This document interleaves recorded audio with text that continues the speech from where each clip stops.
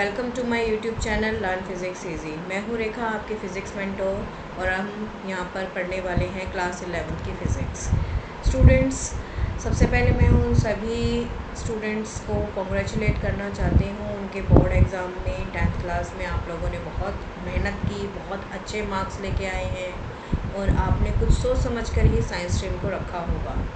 Physics, वैसे तो आप अगर देखें तो फ़िज़िक्स जो है वो हमारे सराउंडिंग में जितनी भी चीज़ें अवेलेबल हैं उन सभी में आपको फ़िज़िक्स जो है वो दिखाई देती है, किसी न किसी फॉर्म में। कार के मोशन में दिखाई देगी, रेन ड्रॉपलेट के फॉल होने में दिखाई देगी, और आपके पास यहाँ पर फ़ैन अगर आपका ऊपर चल रहा है आपके रूम में तो वो भी क्या है, फ़िज़िक्स है। आपके पास यहाँ पर अगर कोई आप मोबाइल फ़ोन ऑपरेट कर रहे हैं, कोई लैपटॉप भी ऑपरेट कर रहे हैं, कोई पीसी ऑपरेट कर रहे हैं, वो भी आपके पास फ़िज़िक्स ही है। अगर आपके पास सराउंडिंग में जो चीज़ें हो रही हैं, लाइक आपके पास कोई मैकेनिकल चीज़ जो है वो आपने देखी होगी, कोई मोटर चल रही है या फिर कोई पंप चल रहा है, तो ये सारी चीज़ें किस में आती हैं, फ़िज़िक्स में ही आती हैं। आपको यहाँ पे घर बैठे बैठे एक जगह पर बैठे बैठे ही आप अपने किसी फ्रेंड को दूर कहीं बैठे हुए कहीं भी बात कर सकते हो, चाहे वो लंदन में है, ऑस्ट्रेलिया में है, या फिर कहीं और है, किसी और कंट्री में है। तो आप आसानी से सिर्फ एक मोबाइल फ़ोन की हेल्प से ही आप यहीं पर बैठे बैठे उससे बात कर पाते हो। तो ये भी आपके पास फ़िज़िक्स की ही देन है। तो फ़िज़िक्स जो है हमारे पास एक ऐसी स्ट्रीम है साइंस की जिसमें हम टेक्नोलॉजी के बारे में पढ़ेंगे, अपने फ़िज़िकल वर्ल्ड के बारे में पढ़ेंगे और डे टू डे लाइफ की मोशन के बारे में पढ़ेंगे। इसके अलावा बहुत सारा वास्ट एरिया है जो फ़िज़िक्स के अंदर कवर होता है। हम यहाँ पर फ़िज़िक्स को और क्यूरियोसिटी क्रिएट करने के लिए अलग अलग एग्ज़ाम्पल के तौर पर लेके चलेंगे। आप इसमें चैप्टर 1 से स्टार्ट करते हैं। बेटा, चैप्टर 1 जो है वो आपका फ़िज़िकल वर्ल्ड एंड मेज़रमेंट है। इसमें आपके पास कुछ बेसिक टर्म्स जो हैं वो यूज़ होंगी और वो ओवरऑल 11th एंड 12th दोनों क्लास में हमारे पास देखने को मिलेंगे। तो मेरी आपसे रिक्वेस्ट है कि आप स्टार्टिंग से डे 1 से ही मेरे साथ कनेक्ट रहिएगा और जितने भी टॉपिक्स मैं यहाँ पर आपको करवा रही हूँ उसकी जितनी हो सके मैक्सिमम से मैक्सिमम प्रैक्टिस करिएगा, क्योंकि ये आपका बिल्कुल स्टार्टिंग टाइम है। आपको यहाँ पर सारी की सारी बेसिक चीज़ें अभी करनी है और आपको लर्न करने में, सीखने में, उनको अपने हैबिट में लेके आने में थोड़ा टाइम लग सकता है। लेकिन आप अगर कंटिन्यूशन में लगातार डेली प्रैक्टिस करते हैं तो फिर आपको आगे कोई दिक्कत नहीं आएगी आपके फ़िज़िक्स के कंसेप्ट को समझने में। तो मैं यहाँ पर आपका चैप्टर नंबर 1 जो है वो स्टार्ट करने वाली हूँ। चलिए बात करते हैं हम यहाँ पर सबसे पहले साइंस क्या होती है, क्योंकि आप लोगों ने साइंस स्ट्रीम ऑप्ट करी है, मेडिकल नॉन मेडिकल जो भी लिया है आपने, उसमें आप साइंस के ही सब्जेक्ट पढ़ने वाले हैं। तो सबसे पहले मैं आप लोगों से डिस्कस करने वाली हूँ कि साइंस होता क्या है। देखिए, क्लास 10th में 9th में आपने चीज़ें पढ़ी हैं साइंस से रिलेटेड। प्रेशर के बारे में पढ़ा होगा, बायोट फोर्सेस के बारे में, फोर्स, पुश, पुल, और भी बहुत सारी टर्म्स हैं, acceleration, uniform motion, uniform accelerated motion, इन सब चीज़ों के बारे में पढ़ा होगा। आपने प्लैनेट्स के बारे में पढ़ा होगा, प्लैनेटरी मोशन के बारे में पढ़ा होगा, आइस के स्ट्रक्चर के बारे में पढ़ा होगा। तो हम यहाँ पर बेसिकली बात करना चाहते हैं कि साइंस जो है वो होती क्या है। साइंस आपके लिए विज्ञान जो है वो क्या चीज़ हो सकती है। विज्ञान जो है वो होता है एक सिस्टमेटिक एंड ऑर्गेनाइज्ड नॉलेज। विज्ञान या फिर साइंस क्या है, आपके पास एक सिस्टमेटिक एंड ऑर्गेनाइज्ड नॉलेज है जो कि अलग अलग नेचुरल फिनोमेना को केयरफुली एग्जामिन करने पर, कीन ऑब्जर्वेशन करके और एक्यूरेट रीजनिंग के साथ आपको एक पर्टिकुलर फैक्ट तक लेके जाती है। तो साइंस जो है उसे हम कैसे डिफाइन करेंगे? It is a systematic and organised knowledge about the various natural phenomena which is obtained by careful examination, keen observation and accurate reasoning, right. तो यहाँ पर हम बात कर रहे हैं अपनी साइंस स्ट्रीम की। साइंस में कोई भी अगर आपके पास फैक्ट है, मान लीजिए आपके पास जो है रेनबो का एग्जांपल अगर हम ले लेते हैं, तो रेनबो जो है उसमें आपने सबसे पहले क्या किया, आपको रेनबो को अगर साइंटिफिक वे में एक्सप्लेन करना हो, बताना हो, तो क्या कहेंगे। आपने क्लास 10th में पढ़ा है अच्छे से कि रेनबो कैसे फॉर्म होता है। जब क्लाउड्स जो है आफ्टर रेन कुछ ड्रॉपलेट सस्पेंडेड रहती है क्लाउड्स के अंदर, और उन ड्रॉपलेट्स का जो शेप है वो एक प्रिज्म की तरह एक्ट करने लगता है। जैसे ही सनलाइट उन प्रिज्म लाइक ड्रॉपलेट पे फॉल करती है तो आपकी लाइट 7 कलर में डिवाइड हो जाती है और आपका एक रेनबो फॉर्म होता है, राइट। तो आपको ये ऑब्जर्वेशन जो है आपको किसने दी, साइंस ने दी है। और इसमें आपको नोटिस करने वाली कौन सी चीज़ें जो है आपने यहाँ पर ऑब्ज़र्व की होंगी। रेनबो फॉर्म होने के लिए कौन सी दो कंडीशन जो है वो होनी चाहिए। एक तो रेनबो होने के लिए कि हैवी रेनफॉल होने के बाद क्लियर स्काई दिखना चाहिए, ये कंडीशन हो गई।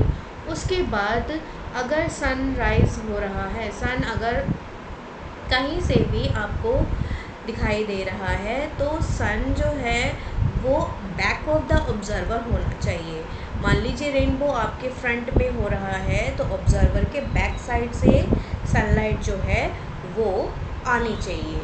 तो आपका जो रेनबो है 7 कलर्स का वो आपके फ्रंट में आपको दिखाई देगा, ठीक है। तो यहाँ पर हमारे पास जो है ये दो मेन पॉइंट जो है रेनबो फॉर्मेशन के लिए ज़रूरी है कि जो आपके पास रेन ड्रॉपलेट्स है वो प्रिज्म लाइक शेप की तरह होनी चाहिए, जो सनलाइट है वो बैक ऑफ द ऑब्जर्वर से आनी चाहिए।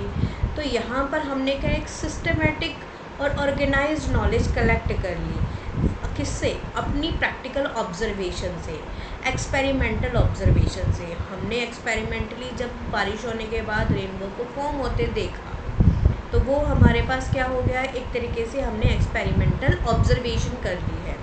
हमने उसको एक्चुअली में होते हुए देखा है कि वहाँ पर हैवी रेन के बाद जो है आपका रेनबो फॉर्म हो रहा है। एक्यूरेट रीजनिंग यहाँ पर हमारे पास क्या हो गया, हमने उसका पहले जो है बेसिक रीज़न जानने की कोशिश की है। बेसिक रीज़न क्या हुआ कि जो हमारे क्लाउड्स है उसमें रेन ड्रॉप्स अगर सस्पेंडेड रह जाती हैं तो वो छोटी बड़ी ड्रॉपलेट्स जो है अलग अलग साइज़ की प्रिज्म की तरह काम करते हैं और सनलाइट उन प्रिज्म लाइक ड्रॉपलेट्स पर फॉल होने के बाद हमें रेनबो फॉर्म करके देती है। तो यहाँ पर हमने सारी चीज़ें डिस्कस करी इस एग्ज़ाम्पल में कि जो आपके पास एक सिस्टमेटिक और ऑर्गेनाइज्ड नॉलेज हमने कलेक्ट कर ली। सिस्टमेटिक और ऑर्गेनाइज्ड नॉलेज में हमने क्या क्या चीज़ें कलेक्ट करी कि रेनबो आपका फ्रंट में ऑब्जर्व होगा और observer sun must be at the back of observer होना चाहिए। सन की पोजीशन कहाँ होनी चाहिए, ऑब्जर्वर के बैक साइड में होनी चाहिए, ठीक है। और जो आपके ड्रॉपलेट्स हैं वो कैसी होनी चाहिए, प्रिज्म लाइक होनी चाहिए, ठीक है। तो ये हमने नेचुरल फिनोमेना डिस्कस किया। इसमें हमने अपना केयरफुल एग्जामिनेशन किया, केयरफुल एक्सपेरिमेंटेशन किया। जब रेन जो है वो फॉल हो चुकी है, हैवी रेनफॉल हो चुका है, ये हमने एक्सपेरिमेंटली यहाँ पर अपना ऑब्ज़र्व किया है। ये पूरा हमने नेचुरल एक्सपेरिमेंट जो है वो होते हुए देखा है, इसकी ऑब्जर्वेशन कलेक्ट की है। उसके बाद फिर हमने इसके पीछे का एग्जैक्ट रीज़न ढूंढा है, इसके पीछे का एग्जैक्ट रीज़न ढूंढा है। और ये सब इंफॉर्मेशन कलेक्ट करने के बाद हम अपने रेनबो के जो कंसेप्ट है उसको क्लियर कर पा रहे हैं कि रेनबो कैसे फॉर्म होता है और उसके लिए कौन सी नेसेसरी कंडीशंस होती हैं। तो साइंस की डेफिनेशन आई होप यहाँ पर आपको क्लियर हो गई होगी। मैंने आपको बहुत अच्छे से समझा दिया है यहाँ पर एग्जाम्पल की हेल्प से कि साइंस क्या होती है और इसको हम फैक्टफुल या फिर जो हमारे पास नेचुरल फिनोमिना है उसको स्टडी करने के लिए कैसे यूज़ करते हैं, राइट। तो अब हम आगे करने वाले हैं फ़िज़िक्स के बारे में। फ़िज़िक्स के बारे में बात करने से पहले हम बात करते हैं साइंस की ब्रांचेस के बारे में। देखिए, वैसे तो साइंस की हमने अलग अलग ब्रांचेस देखी हैं कि आपके पास जूलॉजी, बॉटनी, साइंस, बायोलॉजी की स्ट्रीम्स हो गई हैं। चलिए मैं पहले यहाँ पर आपको स्टार्टिंग से बताती हूँ। साइंस जो है बेसिकली आपके पास 3 कैटेगरी में डिवाइड किया जाता है। एक आपकी पहली ब्रांच जो कि हम यहाँ पढ़ने वाले हैं, दैट इज़ फिज़िक्स। दूसरी ब्रांच हो गई आपके पास यहाँ पर केमिस्ट्री,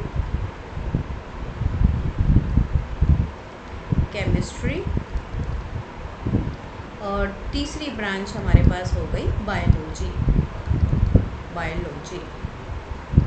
राइट। फिज़िक्स की फर्दर और भी बहुत सारी स्ट्रीम्स हैं, जैसे इसमें आ जाती है आपके पास एस्ट्रोफिज़िक्स,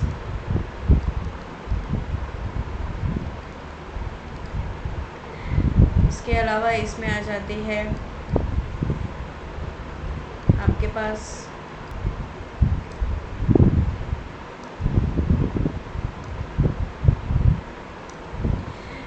एस्ट्रोफिज़िक्स हो गई है आपके पास। एक हो गई है ऑप्टिक्स, जिसमें हम लाइट के फिनोमिनास के बारे में बात करेंगे। एस्ट्रोफिज़िक्स में हम सेलेस्टियल बॉडी लाइक प्लैनेट्स हो गए, स्टार्स हो गए, मेट्रोइड्स हो गए, इनके मोशन के बारे में बात करते हैं। ऑप्टिक्स में हमने अभी बताया कि लाइट के बारे में हम पढ़ते हैं। मैकेनिक्स जो होता है उसमें हम मोशन के बारे में पढ़ेंगे।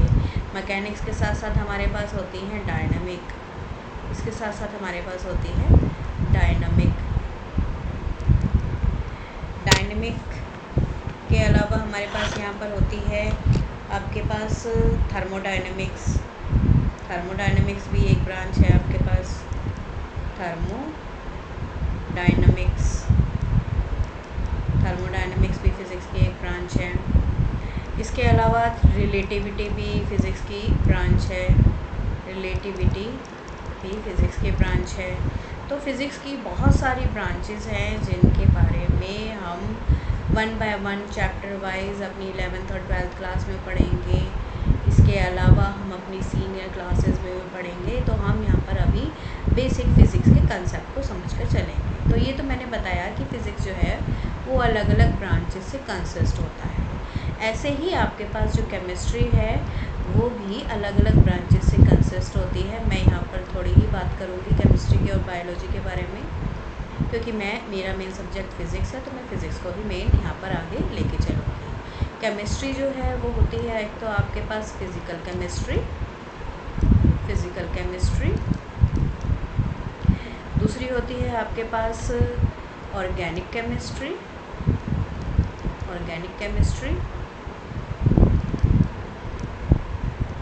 और एक होती है आपके पास इनऑर्गेनिक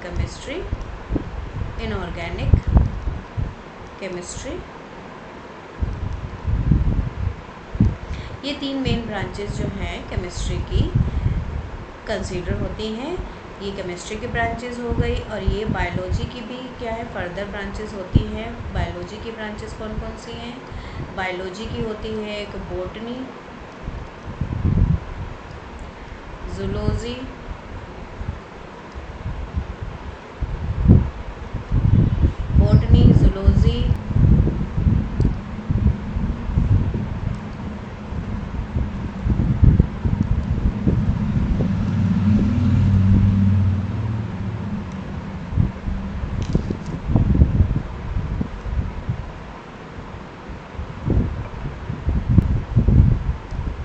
ऐसे ही आपके पास बायोलॉजी की ब्रांचेस होती हैं। बायोलॉजी की ब्रांचेस मैं यहाँ पे मेंशन कर देती हूँ। एक होती है बॉटनी, एक होती है एनाटॉमी, एक होती है आपके पास जूलॉजी। इसके अलावा और भी बहुत सारी जो है बायोलॉजी की ब्रांचेस होती हैं, लाइक बायोकेमिस्ट्री होती है, बायोफिज़िक्स होती है। तो ये भी आपके पास जो है बायोलॉजी की जो है ब्रांचेस होती हैं। बट यहाँ पर हम इन केमिस्ट्री और बायोलॉजी की बात जो है आप केमिस्ट्री और बायोलॉजी के टीचर के साथ करिएगा। हम यहाँ पर सिर्फ और सिर्फ किसकी बात करने वाले हैं? फ़िज़िक्स के बारे में बात करने वाले हैं। तो सबसे पहले हम बात करेंगे अपनी फ़िज़िक्स की डेफिनेशन की। सबसे पहले आपको पता होना चाहिए फ़िज़िक्स होती क्या है। देखिए, साइंस के बारे में आपने पढ़ लिया है, अब आप साइंस की ब्रांच फ़िज़िक्स के बारे में जानिए। फ़िज़िक्स हमारा मेन सब्जेक्ट है ना, तो पहले आपको पता होना चाहिए कि फ़िज़िक्स क्या होती है। मैं यहाँ पर फ़िज़िक्स की डेफिनेशन लिख देती हूँ। सबसे पहले आपको फ़िज़िक्स की डेफिनेशन क्या है, हेडिंग बनाइए यहाँ पर फ़िज़िक्स। यस, इसकी डेफिनेशन होती है the branch of physics, the branch of science, the branch of science which deals with the study of nature or या basic laws of एक सेकेंड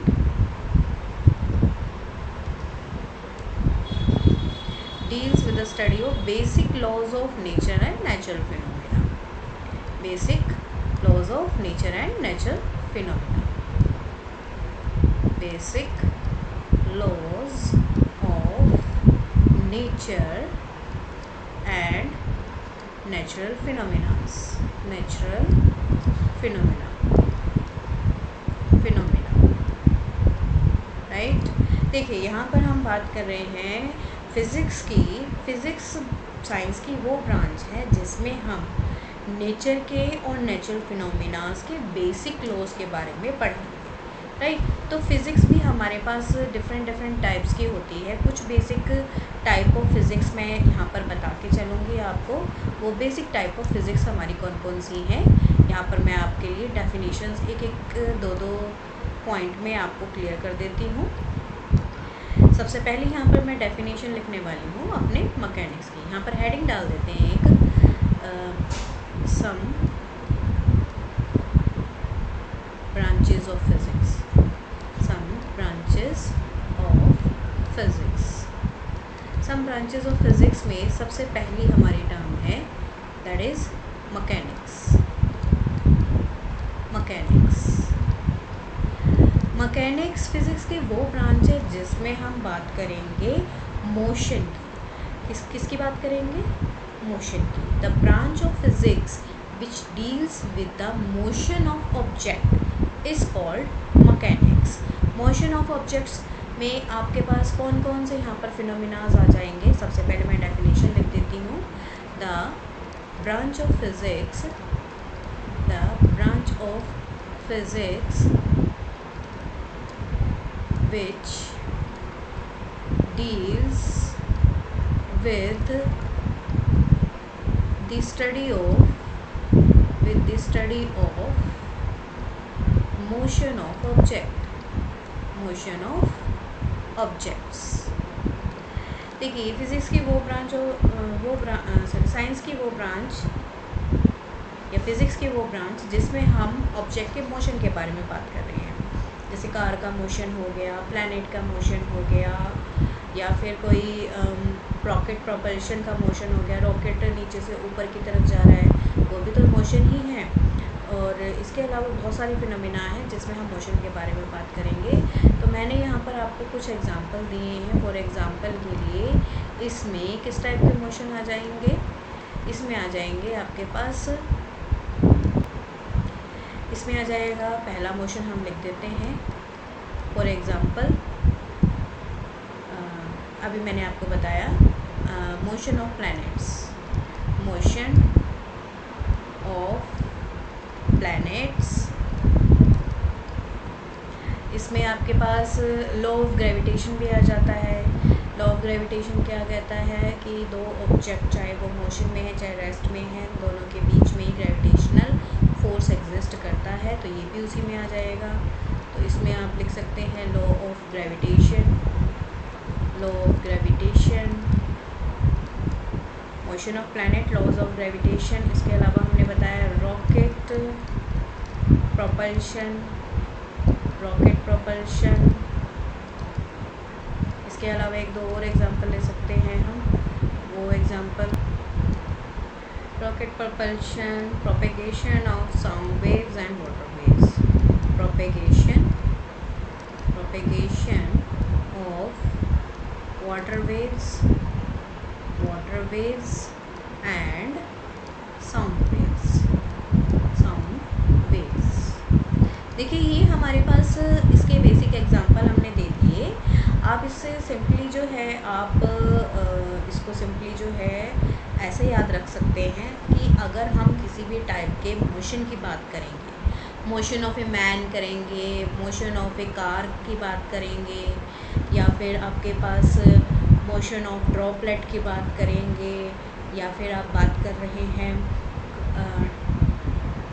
कार के इंजन के मोशन की बात करेंगे, तो ये सब किस में आ रहा है? मैकेनिक्स में आता है। जहाँ पर भी हम मोशन की बात करेंगे वहाँ पर हम किसकी बात कर रहे हैं? मैकेनिक्स की बात कर रहे हैं, राइट। नेक्स्ट हमारे पास जो फिज़िक्स की टर्म है दैट इज़ ऑप्टिक्स। चलिए बात करते हैं ऑप्टिक्स की। This is the second branch of physics we will discuss है ऑप्टिक्स। ऑप्टिक्स क्या है? ऑप्टिक्स जो है बेसिकली एक लैटिन भाषा का वर्ड है। ये आपके पास किसके लिए यूज़ होता है? लाइट के लिए यूज़ होता है, टू सी द ऑब्जेक्ट्स, और लाइट के लिए ऑप्टिक्स वर्ड यूज़ होता है। ऑप्टिक्स की डेफिनेशन क्या है? The branch of physics which deals with the study of light and light phenomenas is called optics. इसमें हम लाइट और लाइट से रिलेटेड जो फिनोमिनास हैं उनके बारे में डिस्कस करेंगे। जैसे आपने 10th क्लास में पढ़ा होगा image form by convex lens, image form by concave lens, और मिरर्स के केस में भी आपने इमेज फॉर्मेशन किया था। तो ये सब किस चीज़ के अंडर आता है? ऑप्टिक्स के अंडर आता है। ये फिज़िक्स की किस ब्रांच के अंडर आता है? ऑप्टिक्स ब्रांच के अंडर आता है। तो आप इसमें पहले डेफिनेशन लिख लीजिए। The branch of physics, the branch of physics which deals with the study of light or light phenomena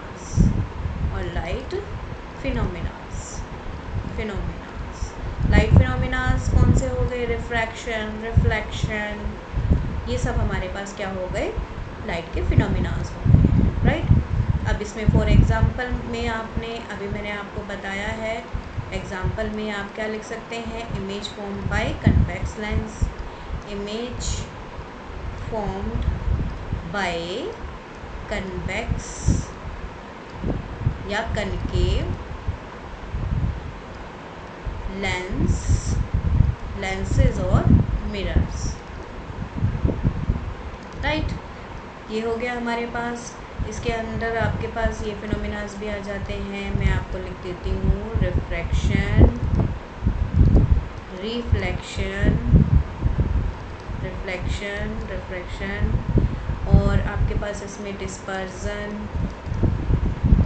ये सारी क्लास 10th के कंसेप्ट है जो मैं आपको यहाँ पर लिख रही हूँ। डिस्पर्जन हो गया, स्कैटरिंग हो गया, ये आपने क्लास 10th में पढ़ लिया है, इसीलिए मैंने आपको यहाँ पर एग्जाम्पल दिया है, एक्सेट्रा। डिस्पर्जन, स्कैटरिंग, ये सारे हमारे पास किसके फिनोमिना है? लाइट के फिनोमिना है। किसके फिनोमिना है? लाइट के फिनोमिना है, राइट। तो ये हमारे पास जो हो गया है ऑप्टिक्स के बारे में हो गया। नेक्स्ट ब्रांच ऑफ फिज़िक्स की बात करते हैं। नेक्स्ट ब्रांच ऑफ फिज़िक्स कौन सी है हमारी? नेक्स्ट ब्रांच ऑफ फिज़िक्स हमारी कौन सी है? Thermodynamics.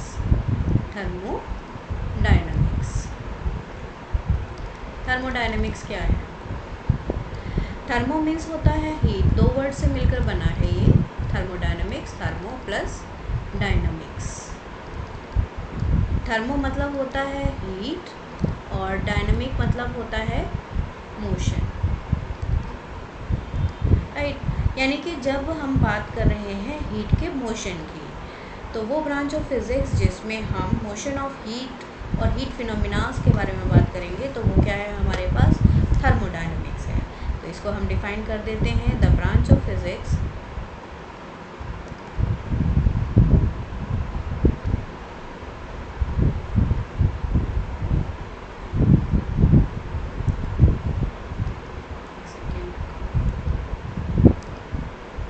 the branch of physics, the branch of physics which deals with the study of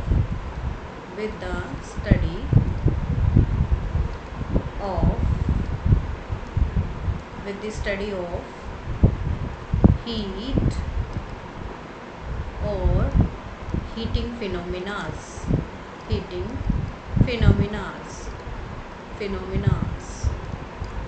is called thermodynamics.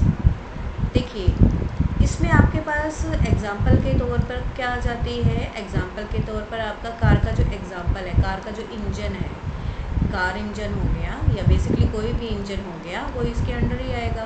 Car का जो इंजन है उसमें क्या होता है, हम कोई फ्यूल डालते हैं, फ्यूल बर्न होता है, बर्न होने से जो हीट प्रोड्यूस होती है उसकी वजह से आपका जो इंजन है वो रन करता है, और इंजन के रन होने से आपकी कार जो है वो मूव करती है।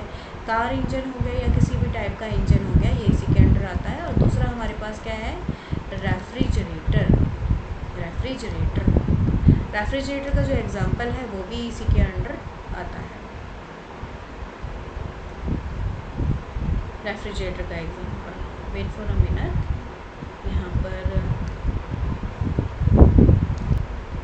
जी। तो ये हो गया हमारे पास थर्मोडायनेमिक के एग्जांपल, कार इंजन और refrigerator etcetera, right. Heat pump भी इसमें आता है आपके पास, अगर चाहें तो आप वो भी इसके अंदर ऐड कर सकते हैं एग्जांपल। हीट पंप भी इसी में आता है। इसके अलावा जो है थर्मल एक्सपेंशन इन मटेरियल्स, वो भी इसी के अंडर आता है। गैसेस के अंदर जो प्रेशर होता है वो भी इसी की वजह से आता है। गैसेस पे क्या है, प्रेशर डालने की वजह से जो आपका गैसेस मॉलिक्यूल्स है वो काइनेटिक एनर्जी गेन कर लेता है और ज़्यादा तेज़ी से गैसेस मॉलिक्यूल्स जो हैं मूव करना शुरू कर देते हैं। अब इसमें जो हमारे पास हमने बेसिक एग्जांपल लिए हैं, कार इंजन, रेफ्रिजरेटर, ये सारे हमारे पास किससे रिलेटेड हैं? हीट और हीटिंग फिनोमिना से रिलेटेड हैं। ये ब्रांच ऑफ फिज़िक्स हमारी कौन सी है? थर्मोडायनेमिक्स है। नेक्स्ट हम बात करने वाले हैं अपनी नेक्स्ट ब्रांच ऑफ फिज़िक्स की। नेक्स्ट हमारे पास ब्रांच ऑफ फिज़िक्स है, दिस इज़ अवर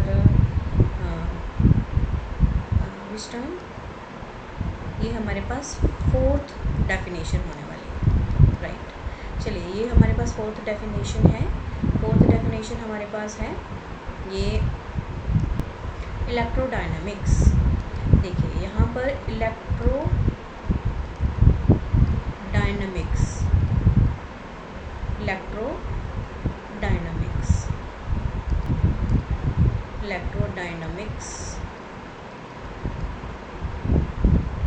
इलेक्ट्रोडायनामिक्स क्या है?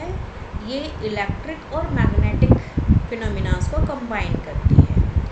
The branch of physics which deals with the study of electric and magnetic phenomenas is called electrodynamics. वो ब्रांच ऑफ फिजिक्स जिसमें हम electric और magnetic phenomenas के बारे में डिटेल में पढ़ेंगे, उन्हें हम बोलते हैं electrodynamics.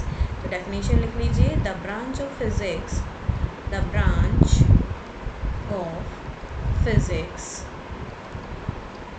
which deals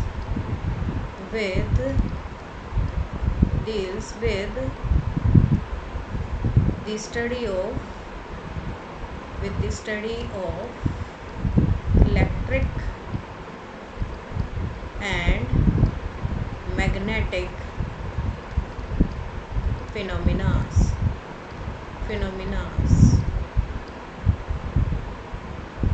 is called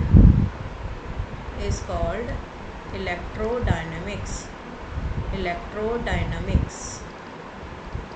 right.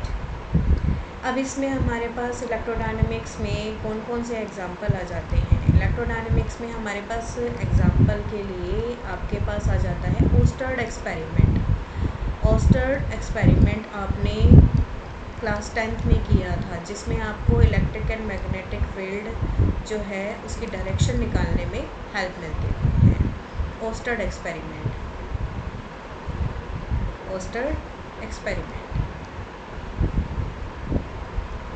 ऑस्टर्ड experiment के अलावा हम अगर बात करें इलेक्ट्रिक फील्ड और मैग्नेटिक फील्ड की, वो भी इसी में आता है। Electric magnetic field, magnetic field. इसके अलावा हमारे पास जो है मैग्नेटिक फिनोमिनाज भी है, जो कि लाइक आपके पास सोलेनॉइड किस तरीके से वर्क करती है, और आपके पास ये एसी और डीसी मोटर किस तरीके से वर्क कर रही है, ये भी आप लिख सकते हैं। AC, DC Motors, generators etcetera, ये सारे के सारे आपके पास किस ब्रांच ऑफ फिज़िक्स में आते हैं? इलेक्ट्रोडायनेमिक्स के अंदर आते हैं, राइट। नेक्स्ट हमारे पास है 5th पॉइंट में, नेक्स्ट डेफिनेशन है हमारे पास quantum mechanics. Quantum mechanics, quantum mechanics is the branch of physics which deals with the study of subatomic particles. The branch of physics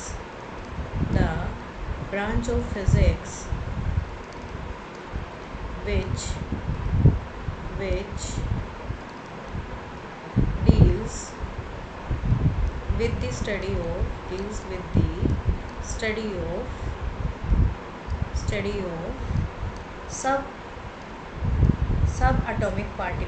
subatomic particles like nuclei and atoms। Nuclei और atoms और इनकी interaction भी इसी के अंदर आते हैं, and there interaction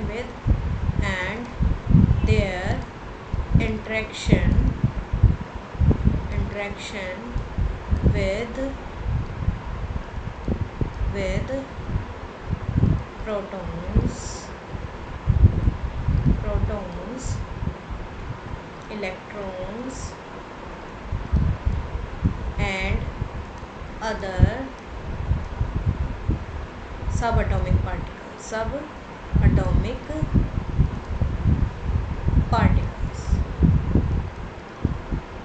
या इतना सब कुछ लिखने की बजाय आप सीधे सीधे यहाँ पर ही लिख लीजिए, इसको लिख दीजिए there interaction with subatomic particles, इतना काफ़ी है।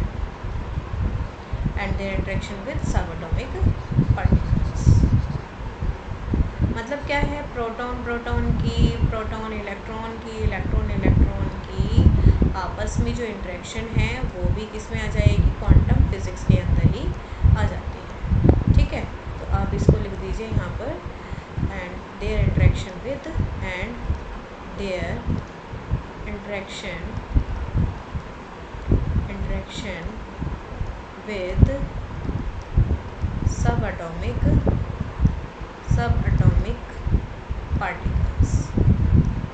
subatomic particles, ठीक है। Interaction with subatomic particles।